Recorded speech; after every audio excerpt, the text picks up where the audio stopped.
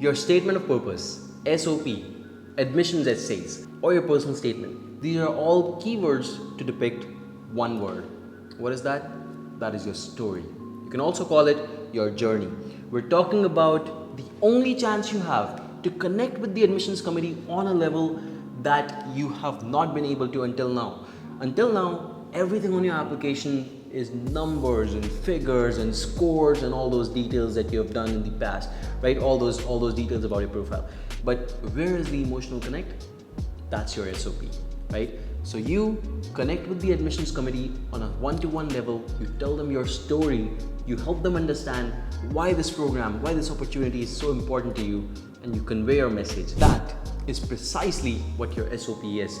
And in this SOP, one major point that should always come across is why the university should select you. And today we're going to be talking about that. I'm going to be giving you a format, I'm going to be giving you tips, and I'm going to be giving you samples. All of that within this video. So stay tuned, guys. Before we begin, I'd like to thank our sponsors for today, ETS, the creators of tests like the TOEFL and the GRE, which are taken by millions of study abroad aspirants worldwide. The ETS, TOEFL IBT and GRE are both now much shorter. These are now of only about 2 hours each. You can now take one of the most accepted English language tests for your study abroad journey at the comfort of your home or by visiting one of the ETS TOEFL IBT test centers nearest to your home. The ETS GRE test is exclusive because of its 4 features: better experience, shorter duration, less fatigue, and faster test scores. You can now prepare for these tests using the prep material available in my description. These are accepted by 12,000 plus universities across UK, US, Australia, New Zealand, Canada, and many more. I've personally taken the TOEFL twice, and it is the easiest English language test out there if you prepare for it. So take it at a test center near you or from the comfort of your home. Book your test using the link in the description below, and don't forget to use the code YASH20 to get a 1,500 rupees off on your next test book. Before we move forward, a little bit about me and my team. We've done 10,000 plus SOPs till date, guys. It's a big number, and we've done that only with the help of our Ivy League graduates who have already made it to some of the topmost universities like Columbia, Cornell, Harvard. And these people have worked with us to produce 10,000 plus drafts for some of you guys. Any top university you can think of in any of the countries that are popular right now for study abroad destinations, our alumni are studying there. And the proof for that is on our decisions page. You can check it out for yourself. In fact, for every candidate that we sent in 2023, the average scholarship was more than $10,800. So that's what you're looking at. This is the kind of expertise that you're looking at, and I'm giving it all to you for free in this video.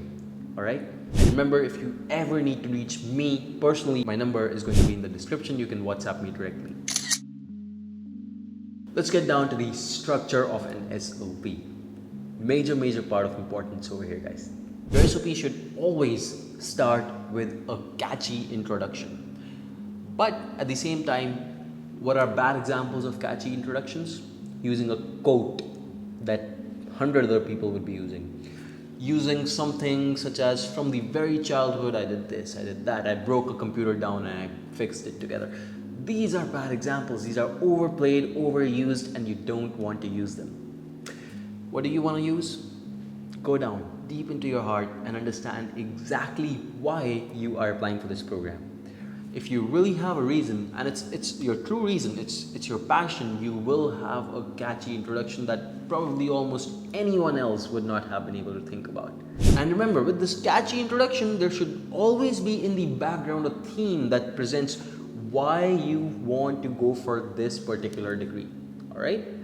So that's going to be common in almost every paragraph that you write. The next thing you want to do is you want to explain your background, right? So in your background, there are details like what kind of education have you had, right? Why this education has led you towards an interest in this particular degree. Or let's say after your education, you did something else, you worked in some companies, you had some internships going on, right? Whatever there is, right? You mention your background academically, why you are interested in this particular degree at this point in time. Then you mention your relevant experiences, your internships, your research experiences, your industrial experiences. But remember, you may have a lot of them, but you must not mention everything. It is not a copy of your resume. It is something very deep, very important. It's your journey.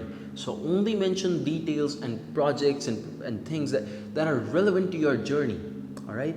Focus on your challenges, your learnings. These are the things that you don't talk about in your resume. You mention what you did, that's it. But you never mention that I used this approach and this one worked best and I understand this subject a lot better because of this thing now, right? These details you never mention in your resume. And be sure that you mention at the end how you plan on using these experiences that you have gained from your industrial, research, academic experiences. How do you plan on using this learning from these experiences to better yourself or to move into or to transition into the program that you're applying to right now?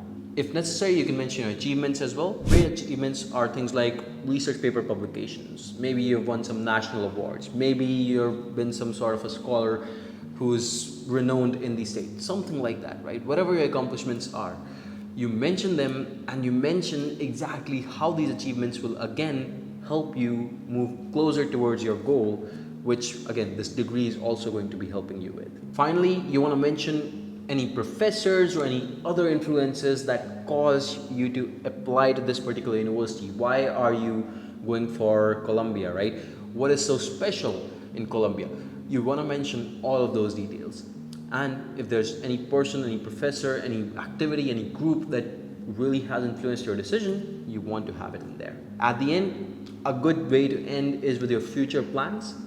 And of course, mention how this degree is a stepping stone to get to your future plan. It's very important. If you're able to do this correctly, remember, no university in the world is going to reject you. As long as you have a decent profile holistically and you can prove to them, get an emotional connect over there and mention why it is so important for you to go for this degree, my friend, you cannot lose. And this is important. So take a look at the tips now for the SOP. So my first tip for you is customizations. A lot of people submit the same SOP to 10 different universities. Don't do that. That's the biggest mistake you can make, and anyone from the admissions committee can take a look at your SOP, and with just one look, within 2 minutes they can tell that this is not specific to their exact program. So make sure you include some university specific portions, some professor specific portions. There should be something special about the program that you're mentioning in there, and of course follow the word limits of that particular university and any other prompt that they might have given you. Ensure that you have zero grammatical issues. Why? Because if you have been given a chance to write your draft and take all the time in the world with it, you could have been writing this draft from the last 2 years. If for all the university cares, you could have spent 2 years on it. But even if you spent 1 day or 2 years, doesn't matter. You should have always proofread your draft, or at least use Grammarly or something before you actually send it out to the university. And that's something that is massively important. And if you fail there, if you fail to show your expertise there, you fail to show your diligence there, the university will think that you're not really serious about the program, and you can get a rejection because of that. The third tip I have for you is conciseness. Why is conciseness important? See, most students cannot write their drafts concisely. You know why? Because they like to include every single detail of everything that they've done. But is that what I taught you? No, I mention only the relevant experiences relevant to your journey. But if you're mentioning everything, that means you're kind of all over the place, right? Remember that your resume is still a part of the application and will also be evaluated. So everything mentioned there, if you're repeating the same in your SOP, that means you're creating redundancies, you're wasting the space that is being given to you. So only mention the details relevant to your program. There's no need to take up 100% of the word limit. All right? Learn to convey your points in a fewer words. Trust me, it will work magically. Fourth, avoid mentioning more than 2 or 3 experiences. See, your journey has to be concise. projects or experiences or internships or jobs that shaped your journey, there cannot be too many of them, right? I'm sure there could be 1, 2, 3 max to max, but if you have more than that, then basically everything is shaping your journey, and that's essentially a resume. You don't really want to go there. The worst thing you can do is to mention 10 different projects or experiences that you had, and for each project you're just giving 2 lines. You're not really going deep, you're not really explaining your journey, you're wasting the space, guys. Fifth tip I have for you is to build a flow. What is so important in building a flow, and what is a flow anyway? See, when you write the SOP, you're going to write multiple paragraphs, right? When you write admissions essays for MBA, you're still going to write multiple paragraphs. Every single paragraph should answer one question in particular or produce one point, right? Every paragraph is important, and each of these paragraphs should delve into each other. It should not be the case that you break them off also, but at the same point in time, they should connect to each other. There should be a connecting element, right? So it's like a story.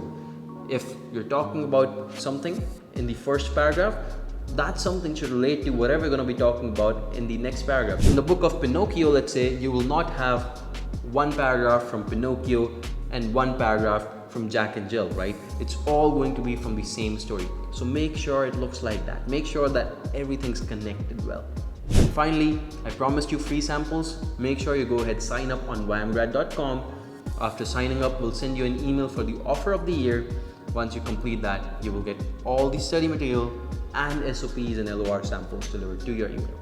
And remember, if you need more help, my number is always in the description. You can follow us on Instagram for more content like this, and subscribe to the channel to get more alerts about SOPs and a lot more regarding your admissions process.